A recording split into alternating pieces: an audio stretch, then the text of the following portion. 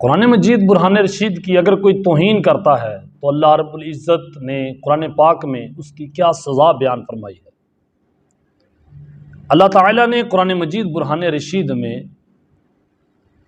ارشاد فرمایا سورۃ حج میں،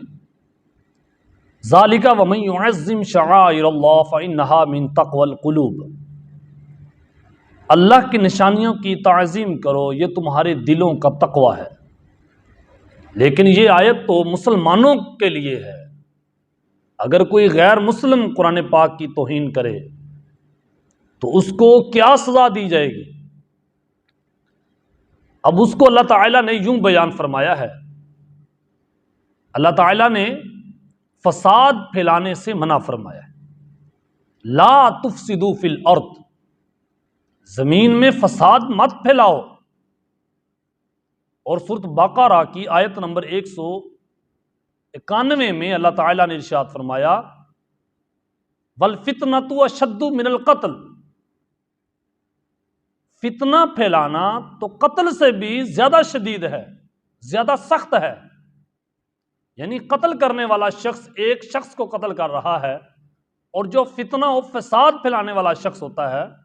اشتعال انگیز، یعنی جو شخص اشتعال انگیزی کرتا ہے، لوگوں کو بھڑکاتا ہے، وہ کتنے لوگوں کو قتل کرواتا ہے اور لوگوں کے دلوں میں آگ بھڑکا دیتا ہے۔ اس لیے اللہ تعالیٰ نے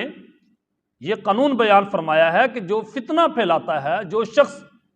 ایسی حرکتیں کرتا ہے، جیسے نبی علیہ الصلوۃ والسلام نے بھی ارشاد فرمایا، اگر ایک امیر مقرر کر دیا جائے، یعنی ایک بادشاہ بنا دیا جائے قوم کی رائے سے، اور دوسرا شخص پھر امیر بننے کا دعویٰ کرے، اس کے مقابلے میں کھڑا ہو جائے، تو حضور علیہ الصلوۃ والسلام نے فرمایا اس کو قتل کر دیا جائے، ورنہ فساد پھیلنے کا خطرہ ہے۔ اللہ تعالیٰ امن چاہتا ہے، اسی لیے تو اللہ تعالیٰ نے مسلمانوں کو ارشاد فرمایا لا نفرق بین احد من رسلی، جس نے ایک رسول کی بھی نفی کی وہ مسلمان نہیں رہے گا۔ 4 آسمانی کتابیں اور صحیفے، ان پر ایمان لانا ہر مسلمان کے لیے فرض ہے۔ کوئی مسلمان کسی ایک بھی آسمانی کتاب کی توہین نہیں کر سکتا، چاہے اس میں کتنی بھی تبدیلیاں آ چکی ہوں، توہین نہیں کر سکتا۔ اس لیے اللہ تعالیٰ نے پیغمبروں کی توہین سے منع فرمایا، اور ان میں تفریق کرنے سے بھی منع فرمایا،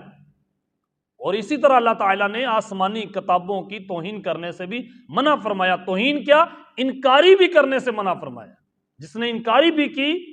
وہ بھی دین اسلام سے فارغ ہوا، اس پر بھی اسلام کا قانون لگے گا۔ اس لیے جو شخص قرآن پاک کی توہین کرے، بائبل کی توہین کرے، زبور کی توہین کرے، انجیل کی توہین کرے، عالمی عدالتیں اس کا نوٹس لیں، قانون بنائیں۔ اس کا آسان حل یہ ہے، اگر ہم چاہتے ہیں کہ دنیا میں امن رہے، پھر اس کا ایک حل ہے، وہ یہ ہے کہ حکمران نہیں، تمام اسلامی افواج، جتنے بھی مسلم ممالک ہیں، ان کی فوج، ان کے سربراہان، آرمی چیف، پاکستان کا ہو، سوڈان کا ہو، یا بر اعظم افریقہ کے 27 اسلامی ممالک ہیں جن میں مسلمانوں کی کثیر تعداد موجود ہے،